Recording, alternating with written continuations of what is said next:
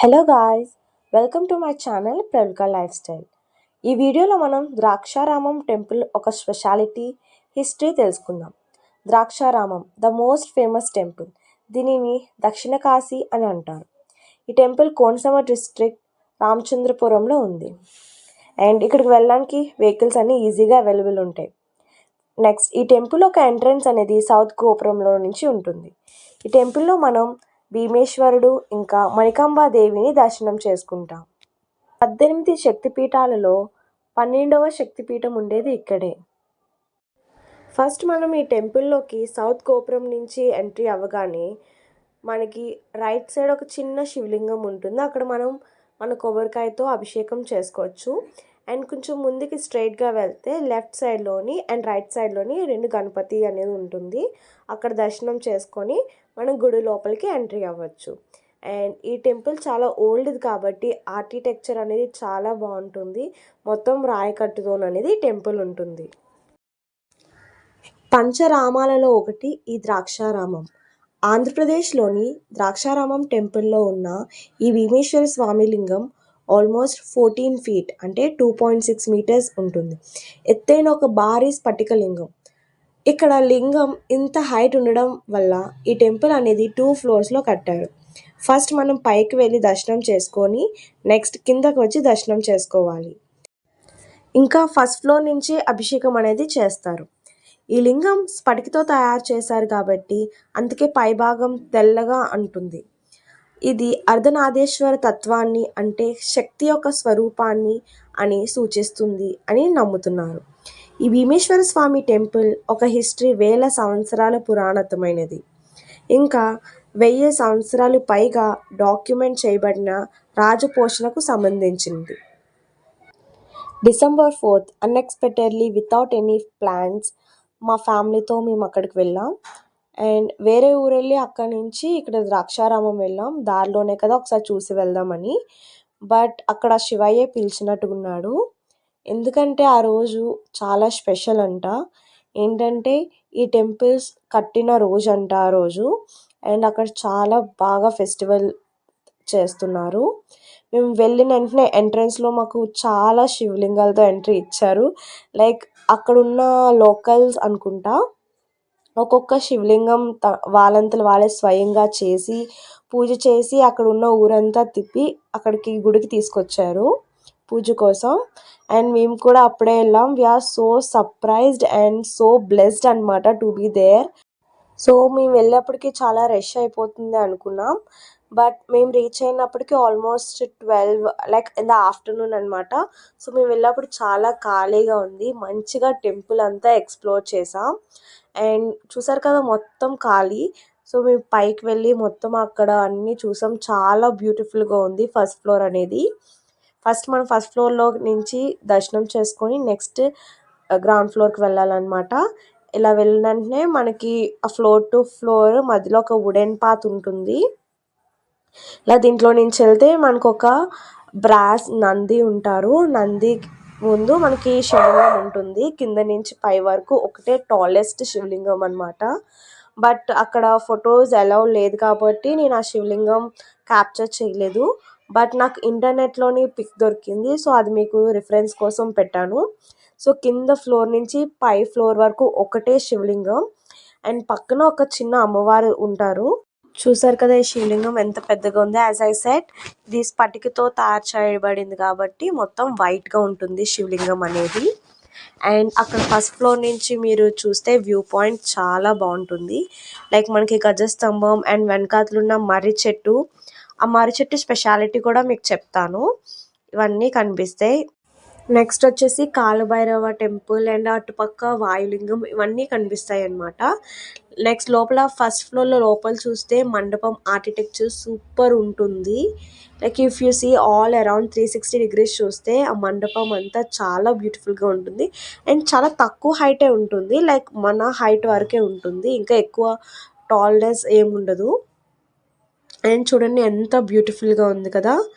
And ఫ్రీగా ఉంది కాబట్టి మనం ఇంకా చాలా బాగా ఎక్స్ప్లోర్ చేయొచ్చు.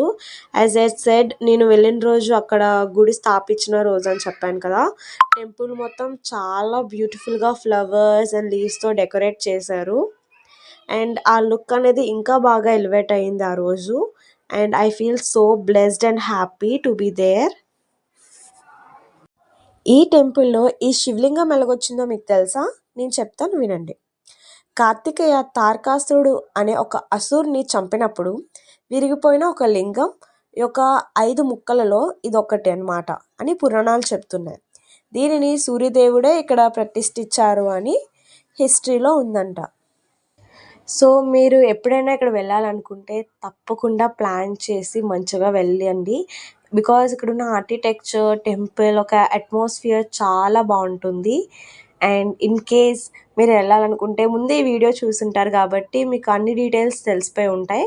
సో అప్పుడు మీకు ఇంకా చాలా యూస్ఫుల్ అవుతుంది. అండ్ మీరు కూడా ఈ ప్లేస్లో ఇక్కడ ఏంటి స్పెషాలిటీ అని తెలుసుకుంటారు కదా. అప్పుడు మీరు మీ ఫ్యామిలీ మెంబర్స్ కూడా షేర్ చేయండి. So that they will also know ఏంటి ఇక్కడ స్పెషాలిటీ అని. బికాజ్ ఎక్కడికైనా వెళ్తున్నామంటే బ్లైండ్గా వెళ్ళి చూసి వచ్చేయడం కాదు కదా. Like you have to know the place, అక్కడున్న స్పెషాలిటీ ఏంటి, హిస్టరీ ఏంటి, అక్కడ ఎందుకు వెళ్తున్నాం మనం, అక్కడున్న లైక్ అట్మాస్ఫియర్ ఎలాగుంది అందరూ తెలుసుకోవాలి కదా. సో అందుకోసం చేస్తున్నాను. మీరు కూడా మీ ఫ్రెండ్స్కి, రిలేటివ్స్కి షేర్ చేసి ఈ ఇన్ఫర్మేషన్ని వాళ్ళ వరకు వెళ్ళేలాగా చేయండి. సో ఫస్ట్ ఫ్లోర్లో దర్శనం అయిపోయింది కదా. ఇప్పుడు మేము గ్రౌండ్ ఫ్లోర్లోకి వచ్చాం దర్శనం చేసుకోవడానికి. అండ్ మీరు కూడా మాలాగా ఇది మిస్ చేయొద్దు. ఏంటంటే కింద ఫ్లోర్లోని లైక్ గ్రౌండ్ ఫ్లోర్లోని చీకటి మార్గం అనే ఒక ప్లేస్ ఉంటుంది. లైక్ మనం ఇప్పుడు దర్శనం చేసుకుంటాం కదా, అక్కడ ఏంటంటే చీకటి మార్గం అంటే ఆ ఒక శివలింగం చుట్టూ ఒక ప్రదక్షిణ లాగా అనమాట. అందులో నుంచి వెళ్తే ఒక చిన్న హోల్ ఉంటుందంట. అందులో నుంచి మనం శివలింగం చూడొచ్చంట. అలాగా చూస్తే ఒక స్పార్క్ ఉంటుందంట. లైక్ అది మేము చూడలేదు, ఎందుకంటే మాకు తెలీదు. అండ్ అక్కడ ఉన్న వాళ్ళు ఎవరు కూడా మాకు చెప్పలేదు. సో ఇప్పుడు చెప్పాను కాబట్టి మీరు ఇంకా నెక్స్ట్ టైం ఎప్పుడైనా వెళ్తే మీరు తప్పకుండా అలా చూడండి. అక్కడ ఆ శివలింగం దర్శనం చేసుకునే ముందు ఇక్కడ ఈ నంది ఉంటారు. అండ్ చాలా బిగ్ సైజ్ నంది. లైక్ మనకి అప్పికొండ బీచ్లో ఎలాగుంటారు సిమిలర్. అండ్ ఇంకా కొంచెం పెద్ద నంది అనమాట. చాలా బ్యూటిఫుల్గా ఉంది. సో ఇక్కడ నంది దర్శనం అయిపోయిన తర్వాత మేము గ్రౌండ్ ఫ్లోర్లో ఉన్న శివుడి దర్శనం కూడా చేసేసుకున్నాం. సో అది కూడా శివలింగం పిక్స్ పెట్టట్లేదు, ఎందుకంటే అది నేను షూట్ చేయలేదు. అండ్ దర్శనం అయిపోయిన తర్వాత బయటకు వచ్చిన తర్వాత ఇక్కడ ఈ అగరబత్తి చూసాను. ఇట్స్ సో బిగ్ అనమాట. నార్మల్ అగరబత్తి కంటే పెద్దది ఉంది. మీరు ఎప్పుడైనా చూసింటే నాకు కమెంట్ చేయండి. ద్రాక్షారామం అనే పేరు ఇది పురాణంలో దక్ష మహారాజు అంటే సతీదేవి వాళ్ళ తండ్రి జరిపించిన మహాయజ్ఞం ప్రదేశం అని నమ్ముతున్నారు.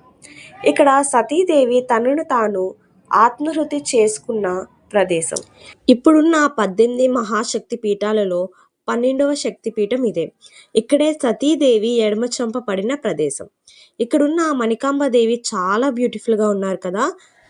అండ్ ఇప్పుడు ఇక్కడ కనిపిస్తున్న మర్రి చెట్టు అనేది 1000 years ఓల్డ్ అంట.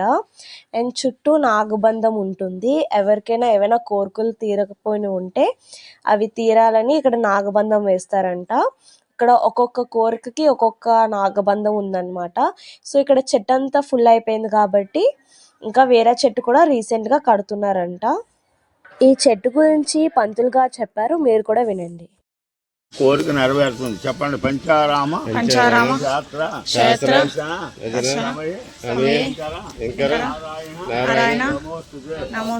మూలతో బ్రహ్మరూపాయ మధ్యతో స్వామి విష్ణుమూర్తి సుదర్శన చక్రాన్ని అప్పుడు విష్ణుమూర్తి తన సుదర్శన చక్రం గురించి ఇక్కడికి వచ్చి 1008 బంగారు కమలాలతో రోజు అర్చన చేశాడు. అలా 40 రోజులు చేశాక ఇంక ఒక్క రోజు మిగిలింది. అప్పుడు శివుడు ఏం చేస్తాడంటే 2 కమలాలు మాయం చేస్తే అప్పుడు తన నేత్రాలు పెడదాం అనుకుంటాడు విష్ణుమూర్తి. అప్పుడు బ్రహ్మ శివుడు ఆయనకు సుదర్శన చక్రం సిద్ధింపజేశారు. అందుచేత ఇది సిద్ధించే ప్రదేశం అయింది. ఈవేళ మీరు వచ్చారు కాబట్టి మీ కోరిక నెరవేరాక అప్పుడు ఇంటి దగ్గర చెంబు తెచ్చుకుని ఉదయం 6 12 గంటల లోపల వస్తే 11 చెంబులు నీళ్లు కోనేరులోంచి పట్టుకుని పోయొచ్చు. అదే మధ్యాహ్నం వస్తే అప్పుడు ప్రదర్శన చేయాలి. ఎలా ఉంటుంది విన్న ఆయన అని చాలా భోగం ఐశ్వర్యం. భారతదేశంలో ఎక్కడ కూడా శివలింగం విష్ణుమూర్తి చెట్లు అద్భుతించలేదు. ఈ కొమ్మలు ఎలా ఉన్నాయో అహంకారం అనేది ఉండాలి. కోపం ఉండకూడదు, అసహ్యం ఉండకూడదు, ఎవరిని ఏమి అనకూడదు. ఆకులు ఎన్ని ఉన్నాయో వేద సారాలు ఎన్ని ఉన్నాయి, వృక్షం వేళ్ళు ఎన్ని ఉన్నాయో మనుషుల్లో ఆలోచనలు ఉంటాయి. చెప్పండి. పంచారామ క్షేత్ర దర్శన సమయే సో ఇదేంటి ఈ ట్రీ యొక్క హిస్టరీ. మీకు ఏమైనా కోరికలు ఉంటే పక్కనే కోనేరు ఉంది, అక్కడ నుంచి వాటర్ తెచ్చి అభిషేకం చేస్తే మీ కోరికలు అనేవి తీరుతాయంట.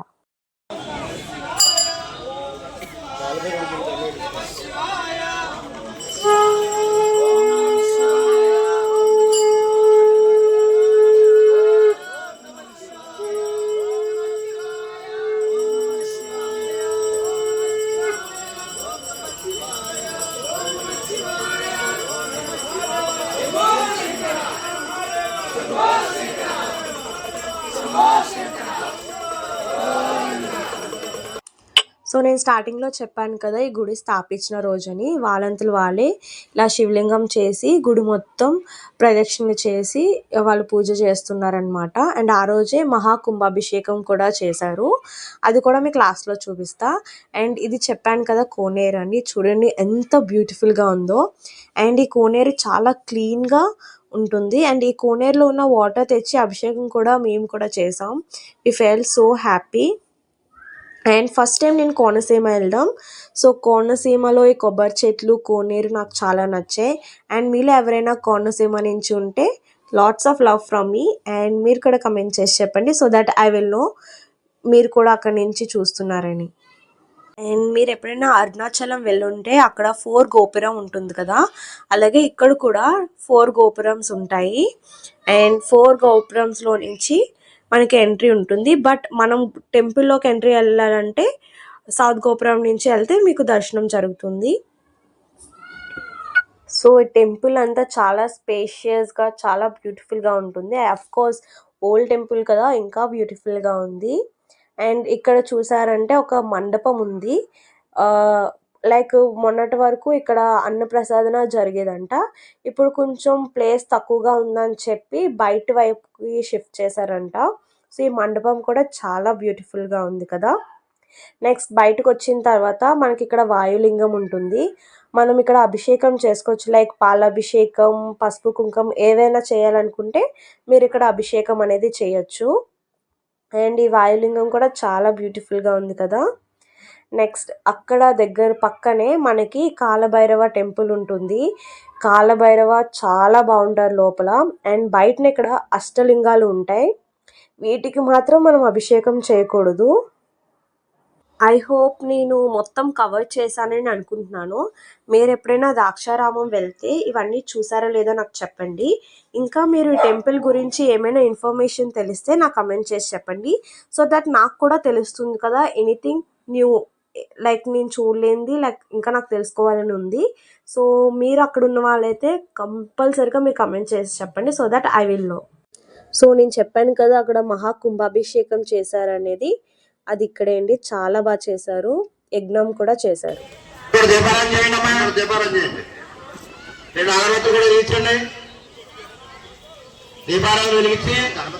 దీపం ముందు 2 బొట్లు పెట్టండి. దీపారాధన కుంకుమ బొట్టు పెట్టి 2 నక్షత్రాలు పుష్పం పెట్టండి, దానికి దండం పెట్టండి. సో ఇదండి ద్రాక్షారామం ఒక హిస్టరీ స్పెషాలిటీ. మీరు ఇప్పటి వరకు చూస్తుంటే ఓం నమ శివాయ అని టైప్ చేయండి కమెంట్స్లో, సో దాట్ మీరు రియల్ వన్ అని నాకు తెలుస్తుంది. ఇంకా సబ్స్క్రైబ్ చేసుకోకపోతే మా ఛానల్ని సబ్స్క్రైబ్ చేసుకోండి. ఇంకా మరిన్ని కొత్త వీడియోస్తోని మీ ముందుంటా. అండ్ ఈ వీడియోని లైక్ చేయండి, మీ ఫ్రెండ్స్కి, రిలేటివ్స్కి, ఫ్యామిలీ మెంబర్స్కి షేర్ చేయండి. అండ్ మీ ఎక్స్పీరియన్స్, మీ యొక్క క్వశ్చనింగ్స్, డౌట్స్ ఏవైనా ఉంటే, సజెషన్స్ ఉంటే నా కమెంట్లో చేసి చెప్పండి. Thank you so much. Lots of love. Bye bye.